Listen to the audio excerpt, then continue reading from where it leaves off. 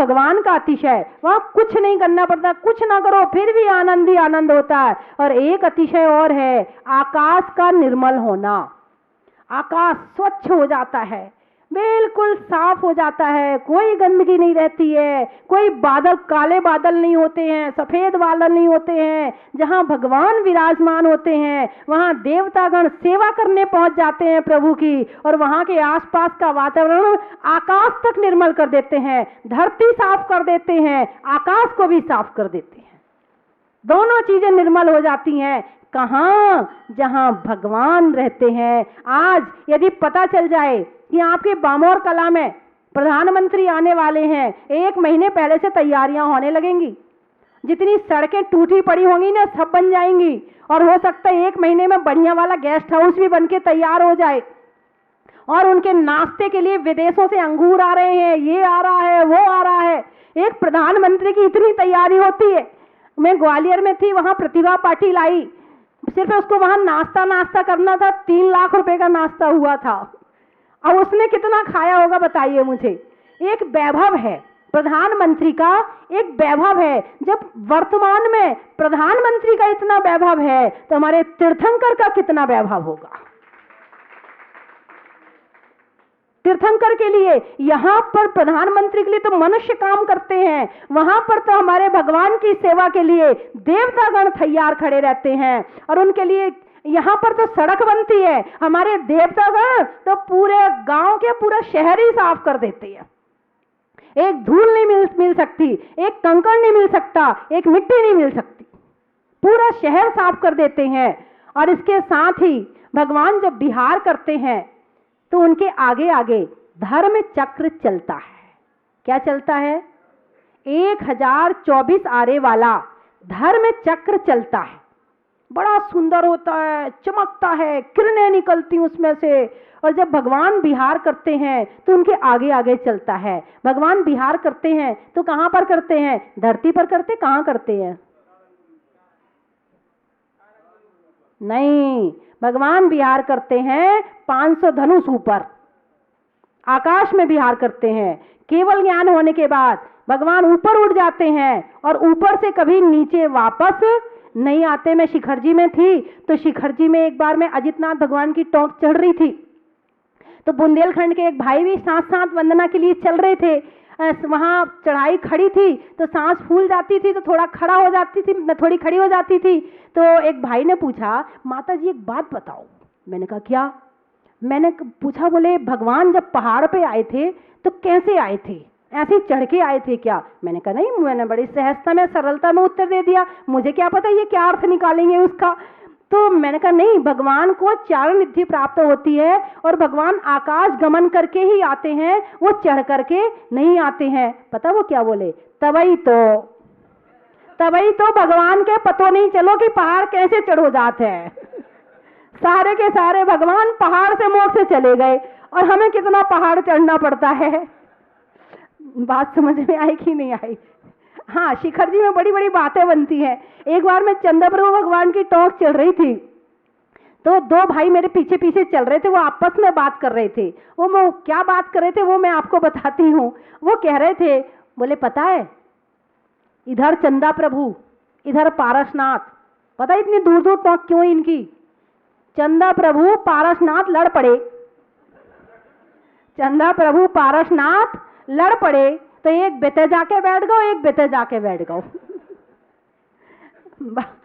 समझ में आया कि नहीं आया? यानी ये रागी द्वेषी प्राणी भगवान को भी लड़ा देता है, खुद तो लड़ ही रहा है और साथ साथ भगवानों को, वीतरागी भगवानों को लड़ा रहा है।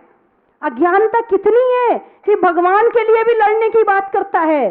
चंदा प्रभु कब हुए? 8वें तीर्थंकर। पारसनाथ कब हुए? 23वें तीर्थंकर। काल में कितना अंतर, समय में कितना अंतर, और दोनों को लड़ा दिया। है ही नहीं इस दुनिया में जो दोनों को लड़ा दिया। अब बताइए कितना राग द्वेष एक इंसान के अंदर भरा पड़ा है कि सम्मेय शिखर की वंदना में उसे भगवान भी लड़ते हुए नजर आ रहे हैं। भाव देखो आप, भावों की विशुद्धि देखो, अरे वहां तो मोक्ष याद आना चाहिए, वहां तो कर्मों को नाशने की बात याद आनी चाहिए, वहां तो वीतरागता याद आनी चाहिए, और वहां जाके भी क्या क्या याद आता है। एक और घटना बड़ी अच्छी है। आपस में दो भाई बात कर रहे थे, बोले तेरे को पता है सारे के सारे तीर्थंकर जो है ना सम्मेद शिखर से मोक्ष जाते हैं, पता है क्यों जाते हैं? दूसरा बोला नहीं मुझे नहीं पता। बोले मुझे पता, मैं बताता हूँ। लोग बड़े होशियार है, अपने आप को बहुत होशियार साबित करना चाहते हैं, चाहे कुछ आए ना, मगर होशियार हम बहुत हैं। पता वो क्या बोला? बोले सारे तीर्थंकर इसलिए जाते हैं कि सम्मेद शिखर से शॉर्टकट पड़ता है। अब बताओ, मोक्ष जाने में भी शॉर्टकट, इस उस शॉर्टकट की जरूरत कहाँ है वहां मोक्ष जाने में? अब तो संसार ही छूट गया, हम काहे को शॉर्टकट मारेंगे? लेकिन नहीं, उसमें भी शॉर्टकट, ऐसी ऐसी बातें निकालता है जाने।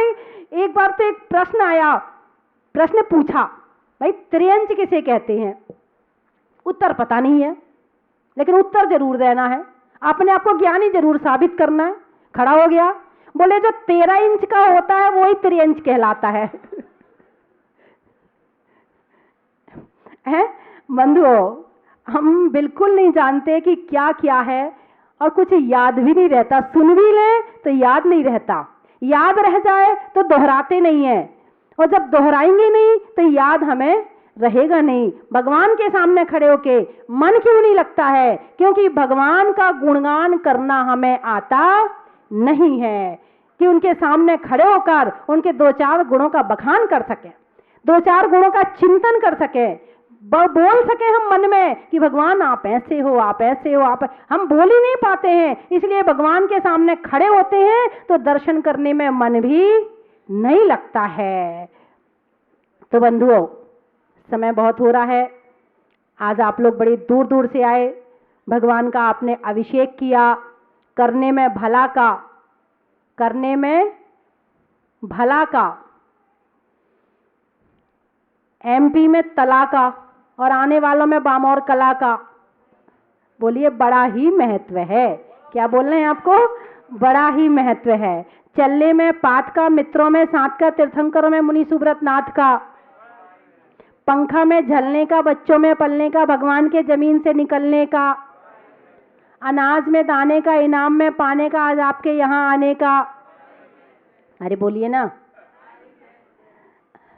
हाँ, और गाने में सुर का, नृत्य में नूपुर का, और आने वालों में ललितपुर का। आप जोर से बोले।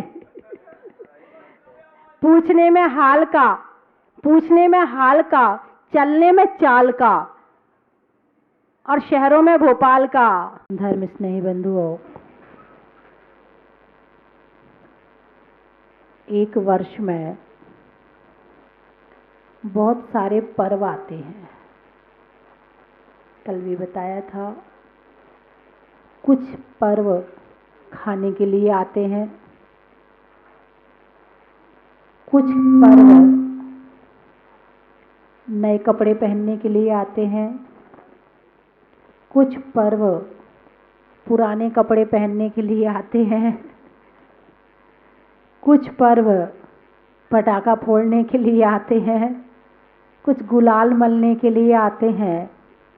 सारे पर्व केवल बाहर की तरफ ले जाते हैं, लेकिन 10 लक्षण महापर्व जो कल से प्रारंभ होने वाला है, वो हमें अपनी आत्मा की तरफ ले जाता है। इसमें बाहर का कोई काम नहीं है। क्षमा करना है, भावों का काम है। मान घटाना है, भावों का काम है। सरल बनना है, भावों का काम है। सत्य का पालन करना है, भावों का, सारा भावों का खेल।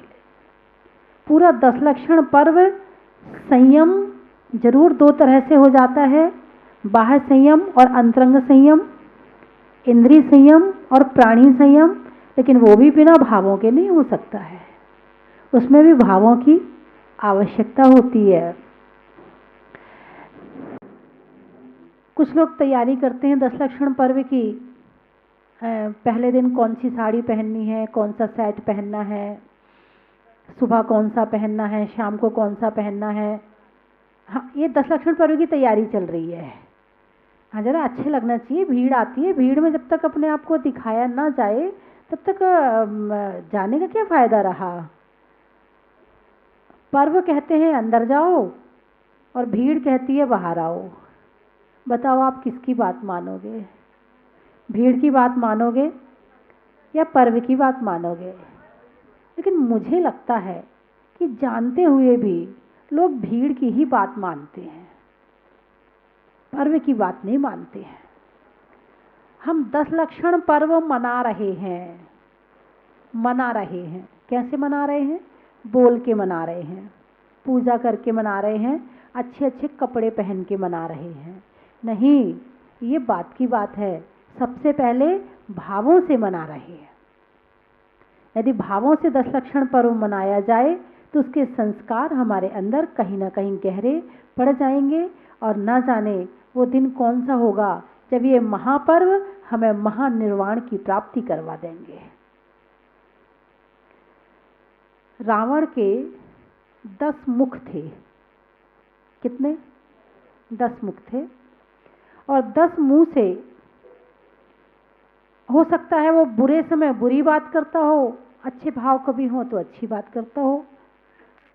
देखा जाए तो रावण बुराई का प्रतीक है। पुतला कभी राम का नहीं, रावण का जलाया जाता है, क्योंकि रावण के 10 मुख बुराई के प्रतीक हैं। क्या बुराई थी उसके अंदर? क्रोध। मान होगा तो क्रोध ना आए, ऐसा हो सकता क्या? मान को जरा सी ठेस लगी, तैयार खड़ा है क्रोध। क्रोध भी था, मान भी था, मायाचारी भी थी, लोभ भी था। जितने 10 बुराइयां बड़ी बड़ी होती हैं वो सारी बड़ी बड़ी बुराइयां उस रावण के अंदर में थी और उसके 10 मुख थे। अब उन 10 बुराइयों को उल्टा करो। क्रोध को छोड़ो तो क्षमा, मान को छोड़ो तो मार दो, ऐसे 10 को उल्टा कर लो तो 10 लक्षण धर्म हो जाएंगे। वो 10 लक्षण बुराई के थे और ये 10 लक्षण धर्म के हो जाएंगे। वो उन 10 बुराइयों के कारण से नरक में चला गया, उन 10 लक्षण पर्व के रूप में मनाएंगे तो हम ऊपर चले जाएंगे। जब रावण बुराई का प्रतीक हो सकता है तो राम अच्छाई का प्रतीक क्यों नहीं हो सकते हैं? जब रावण का नाम लेते हो तो मन में भावनाएं अच्छी नहीं होती हैं, मगर राम का नाम लेते हैं तो अच्छा सा लगता है। हाँ, किसी का नाम लिया है, कोई पर्सनालिटी है, कोई महापुरुष है जिनका हमने नाम लिया है। तो 10 बुराई छोड़ना है। 10 दिन में केवल 10 बुराई छोड़ना, ज़्यादा बड़ा काम नहीं करना। 10 ही चीज़ तो है गिनती की, हाथ में उंगलियां कितनी है? 10 ही तो है। वो 10 ही बुराई तो छोड़नी है। सबसे पहली बुराई छोड़नी है क्रोध। कोई बड़ी बात थोड़ी है। अरे बोलो ना। बड़ी बात भी नहीं है और छोटी बात भी नहीं है, बीच की बात है।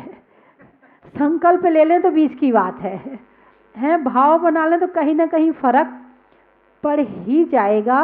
और बिना घिसे तो चंदन भी खुशबू नहीं देता है। बिना घिसे तो चंदन भी खुशबू नहीं देता है। बिना तपे तो धरती भी अनाज और फल नहीं देती है। तो बिना त्याग किए हम कैसे खुशबूदार हो जाएंगे? हम कैसे गुणवान बन सकते हैं? हमें गुणवान बनाने के लिए ये 10 लक्षण पर्व आते हैं और हमें याद दिलाते हैं। और कहीं क्षमा गुण है ना, बाहर से नहीं लाना पड़ेगा। क्रोध तो बाहर से लाना पड़ता है, क्षमा बाहर से नहीं लाना पड़ती है।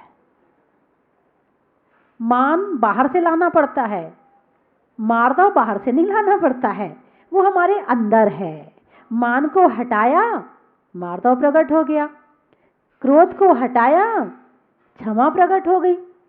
ये गुण है ना, बाहर से खींच खींच के पकड़ पकड़ के रस्सी से खींचना नहीं पड़ेगा। जैसे कुएं में से आपको बाल्टी खींचनी पड़ती, पानी खींचना पड़ता है, ऐसे खींचने नहीं पड़ेंगे। अंदर भरे पड़े ये गुण, ये रत्न हमारे अंदर भरे पड़े हैं। इन्हें केवल निकालना मात्र है, इनको उघाड़ना मात्र है। और कितना मुश्किल है इनको उघाड़ना, कितना मुश्किल है। मुश्किल है, असंभव नहीं है। आप इम्पॉसिबल मत मान लेना। इम्पॉसिबल शब्द अपने आप में कहता है I am possible. Impossible, I am possible, मैं पॉसिबल हूँ, डरो मत, आगे आओ, असंभव नहीं है, संभव है। तो 10 लक्षण महापर्व कल से लग रहे हैं। खूब तैयारियां सारे जैनी, सारे भक्त बड़े जोर शोर से करते हैं। सभी मंदिरों में पंडित जी, संगीतकार जिस तरह से भावों की शुद्धि के लिए जितनी हम सामग्री जुटा सकते हैं, हम सब जुटा लेते हैं और उन 10 दिनों में अपने आप को प्रयास करते हैं कि हे भगवान, वो दिन कब आए जैसे आप बने हो वैसे हम भी बन जाएं। जरूर भावना भाते होंगे, और नहीं भाते होंगे तो ठीक है, अब 10 लक्षण आ गए तो पूजा तो करनी पड़ेगी, ऐसे भी होंगे। मंदिर जाना पड़ेगा, कुछ ऐसे होंगे धक्का मार मार के मंदिर भेजना पड़ता होगा, कुछ ऐसे होंगे जिन्हें मंदिर से फोन करके बुलाना पड़ता होगा। सब तरह के होते हैं।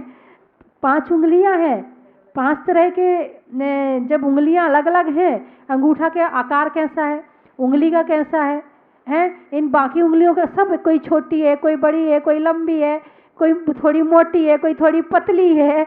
जब ये हमारा एक हाथ ही हमारा एक जैसे नहीं है तो संसार के सारे लोग एक जैसे कैसे हो सकते हैं? हम बड़ी अपेक्षाएं करते हैं, वो ऐसा होना चाहिए, वो ऐसा होना चाहिए, वो ऐसा नहीं हो सकता है।